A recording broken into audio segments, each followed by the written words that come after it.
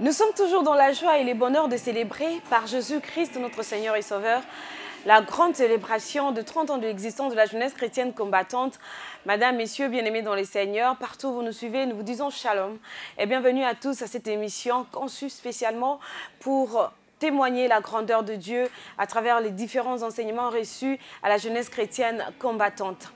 Aujourd'hui, nous allons recevoir pour vous la sœur Rachetée Wazambi. Elle est conductrice des réunions, encadreur à la JCC, événementielle au sein du ministère chrétien du combat spirituel et des surcroîts, présidente du comité des 30 ans de la JCC à Bruxelles. Elle vient donc, vous l'avez compris, de Bruxelles, ici à Kinshasa. Elle est chargée de vente de matières premières en Europe de l'Ouest et licenciée en études européennes. Bonjour ma sœur, bienvenue à Kinshasa et merci d'avoir répondu à notre invitation. Bonjour, bonjour, je vous en prie et merci beaucoup. Comment vous vous sentez depuis que vous êtes à Kinshasa? Je me sens chez moi. Je me sens chez moi parce que Kinshasa, voilà, c'est ma ville. Congo, c'est mon pays. Kinshasa, c'est ma vie. Donc, je me sens vraiment chez moi. Alors, vous êtes là depuis quand? Je suis là depuis le dimanche. C'est dimanche? Le dimanche 10. Ok. On est déjà là depuis le dimanche 10 de ce mois, le mois de juillet. Et comme on l'a dit, vous êtes présidente du comité de 30 ans à Bruxelles. Dites-nous un peu comment les préparatifs se sont passés avant que vous n'arriviez ici. Depuis l'annonce, bien sûr. Oui, depuis l'annonce, voilà, l'accueil était vraiment très chaleureux déjà. On a bien reçu l'information, la bonne nouvelle de 30 ans. Et voilà, on a commencé à préparer, on a mis en place un comité. Donc, étant présidente, ce n'était pas vraiment si facile que ça. C'est une tâche, une lourde tâche. Donc, il fallait quand même présider toutes les sous-commissions et se rassurer que tout soit mise en place et surtout que tout soit bien fait. Et comment cela s'est passé dans le Nord où à un moment donné, ça n'a pas été comme vous l'entendiez? Ouais. Bon, à un moment donné, voilà, il y a eu des dérapages, mais voilà, ça reste un travail d'équipe. Je bénis Dieu pour l'équipe que j'ai eue. C'était une équipe vraiment très, très dynamique et j'étais contente d'apprendre qu'on avait trouvé une maison, on a trouvé les billets vraiment au moment voulu et que tout a été payé au moment voulu. Et vous êtes venu au nombre de combien? Nous sommes une délégation de 27 personnes. Ok, 27 personnes. Waouh, c'est une grande délégation alors. Effet. En tout cas, nous vous souhaitons la bienvenue ici, un bon séjour à Bruxelles et j'espère que les choses sont en train de bien se passer. Et il faut signaler qu'aujourd'hui, nous sommes déjà le deuxième jour depuis l'ouverture justement de la célébration. Dites-nous un peu, comment vous avez vécu cette ambiance-là hier? Oh, pour certains, en tout cas, dans mon équipe ou dans ma délégation, c'est vraiment la première fois d'être à la Cité des Triomphes. La première chose, c'était waouh! Voir déjà l'endroit. Tout le monde était là. Oui, je dois voir là où les parents s'asseyaient et tout.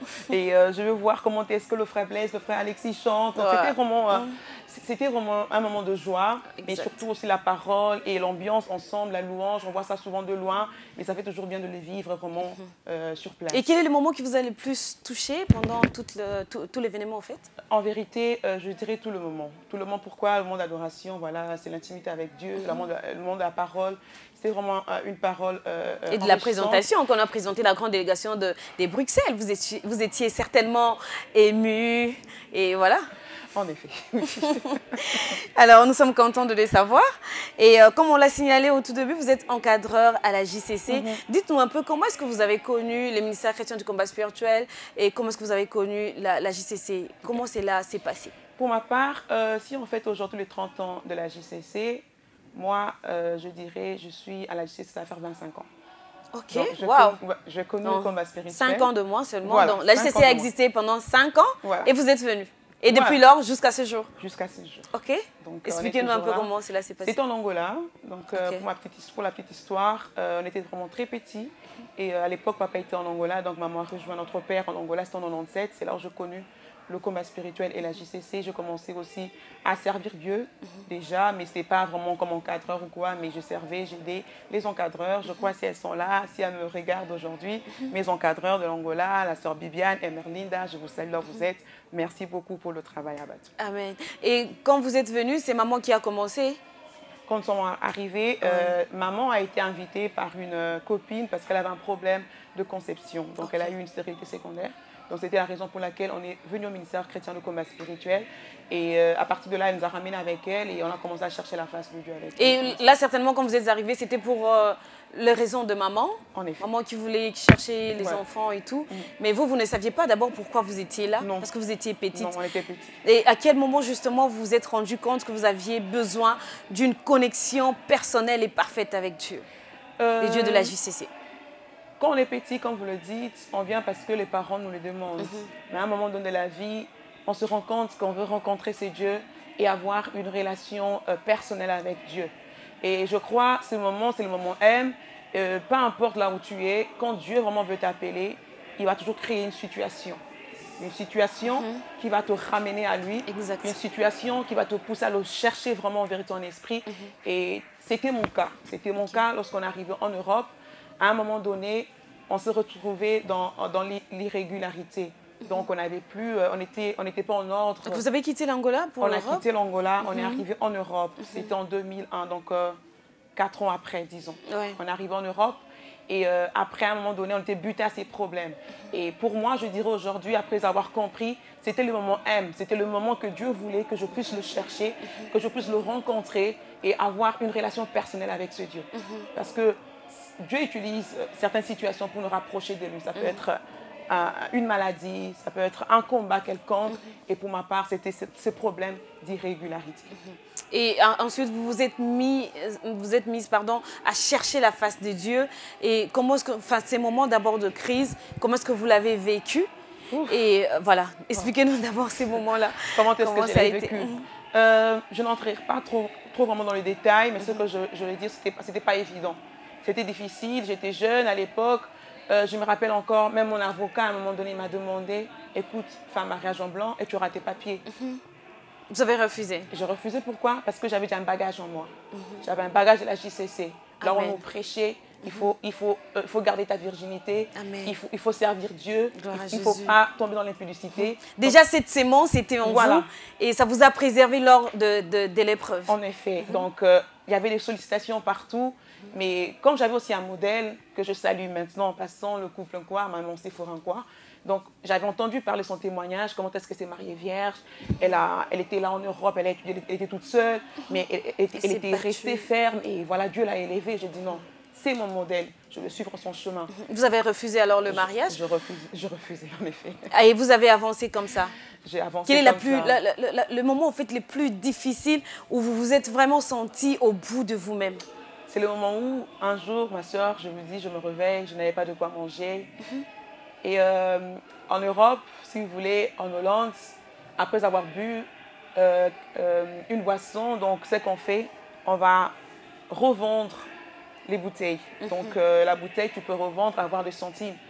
Je suis arrivée à un moment de ma vie que même avoir une bouteille, c'était difficile. Donc j'attendais que les gens boivent et moi, j'allais ramasser ces bouteilles. Wow. Et j'allais revendre ces bouteilles pour avoir ne serait-ce que 25 centimes pour après acheter du sucre et du pain pour manger.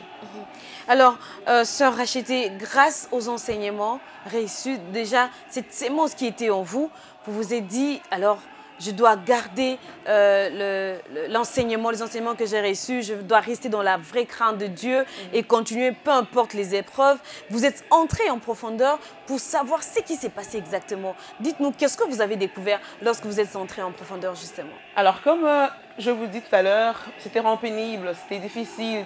Parfois, bon, comme à la 17e rue, on n'a pas où se laver peut-être, c'était aussi pareil là où j'étais.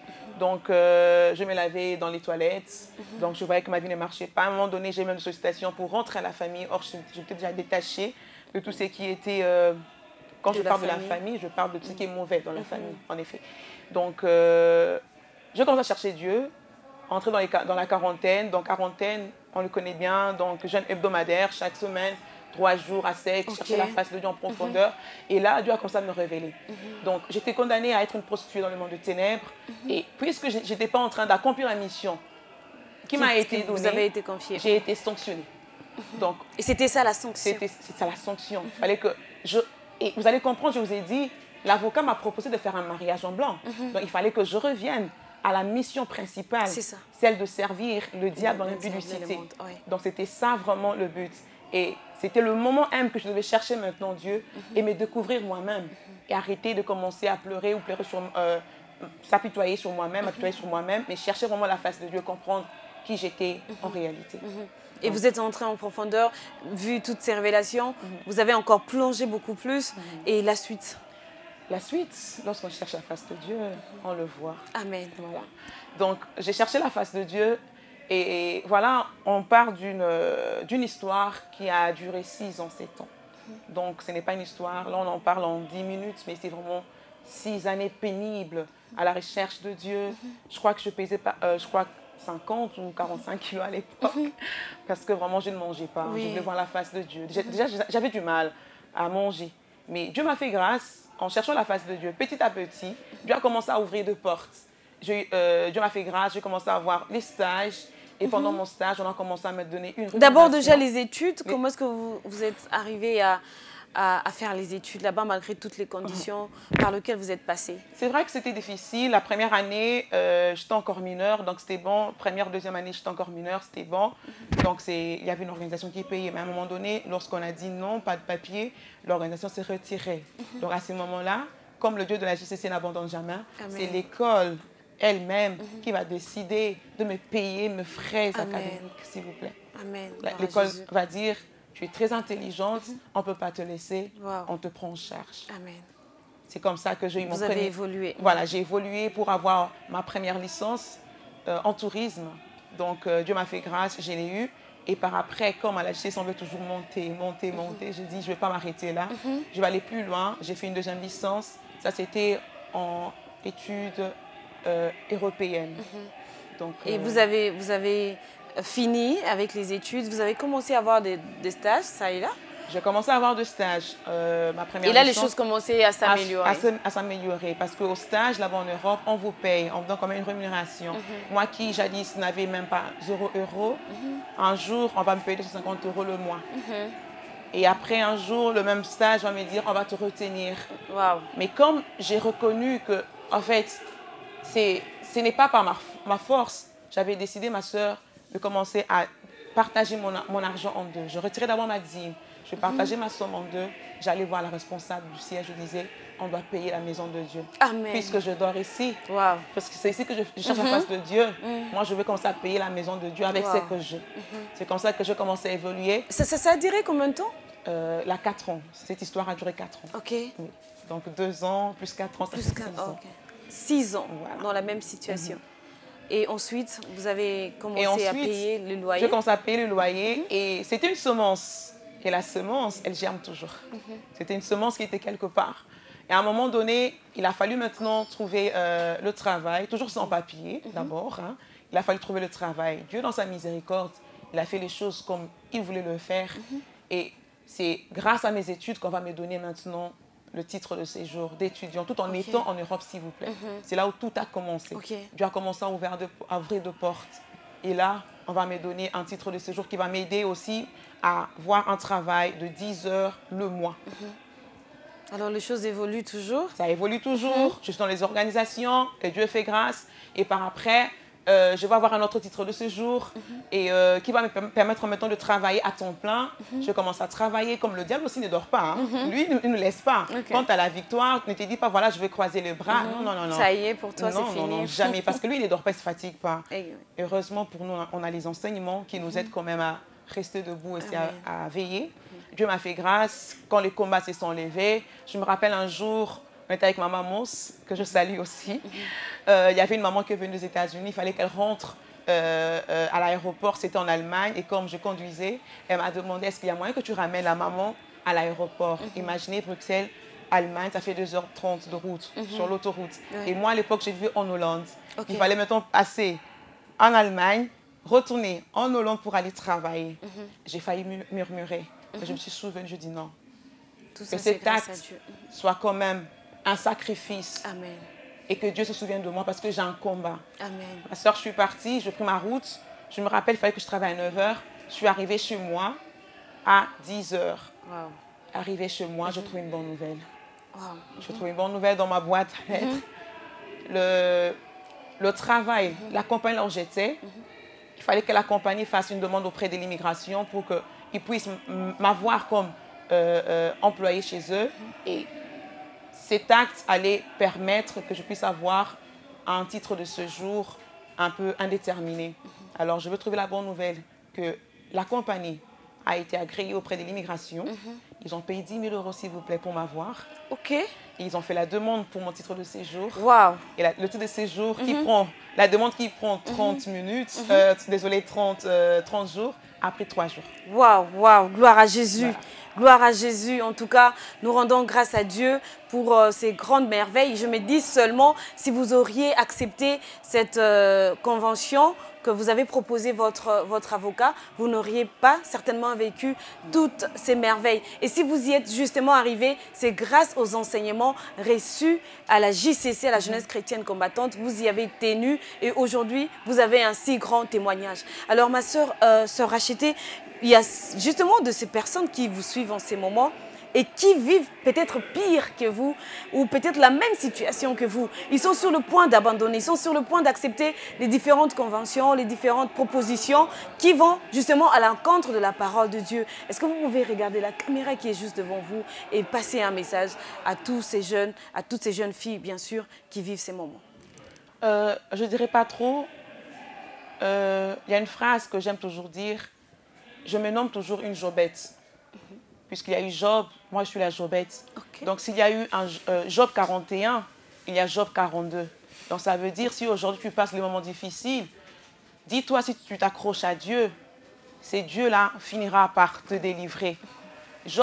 Dans Job 42, il a dit, mes oreilles ont entendu parler de toi, mais maintenant mes yeux t'ont vu. Amen. Tu as entendu parler de Dieu par des enseignements, par des témoignages. Tu te dis que toi, rien ne marche dans ta vie. Laisse-moi te dire sur ces témoignages. Jadis, j'étais Job 41. Il y a eu un Job 41 dans ma vie. Mais aujourd'hui, je vis le Job 42. Amen. Donc, si c'est Dieu agit dans ma vie, moi, je vais juste te dire là où tu es. Crois. Comme maman Olan le disait, d'heureuse mémoire. Si tu crois, tu verras la main de Dieu. La foi, c'est l'essence. La foi, c'est ce que nous devons avoir. Et notre thème au jour d'aujourd'hui, pendant ces assises, tourne autour de la foi. Donc, c'est la foi qui t'aidera à palper ta bénédiction. C'est vrai que ça sera difficile. Lorsqu'on parle, ça paraît facile. Mais vivre, c'est difficile. Mais on n'a que besoin de la foi. Or, lorsqu'on a la foi, nous sommes en train de nourrir notre Dieu. C'est sa nourriture, en fait. Amen. Il se nourrit de notre foi. La Bible dit, il est le consommateur de notre foi. Amen.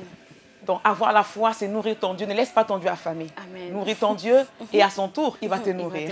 Que Dieu nous bénisse. Amen, amen. Alors, comme l'indique déjà le thème justement de cette célébration de 30 ans, rendons grâce à Dieu qui nous a délivrés et demeurons dans la foi sans nous détourner de l'évangile que nous avons entendu. Et c'est justement ce que vous avez fait. Voilà. Vous ne vous êtes pas détourné de l'évangile que vous avez entendu. Vous avez demeuré, peu importe les difficultés. Et c'est le message que nous passons à tous ces jeunes, à toutes ces jeunes filles précisément qui nous suivent en ces moments et qui sont dans des difficultés et des situations comme celles que vous avez vécues. Rendons grâce à Dieu, demeurons justement dans la foi sans nous détourner de l'évangile que nous avons entendu et que le Seigneur Jésus-Christ vous fortifie dans votre épreuve. Alors, pour les 30 ans, vous êtes ici à Kinshasa et il y a certainement, vous vous êtes déplacé depuis Bruxelles jusqu'ici à Kin pour célébrer Jésus à l'occasion de 30 ans de la jeunesse chrétienne combattante. Quel message vous pouvez passer à tous ces jeunes qui seraient en train de vous suivre ici à Kinshasa et qui hésitent encore pour venir également écouter les témoignages vivants? Pour tous ceux-là qui hésitent encore, qui sont ici sur place, je vous dirais,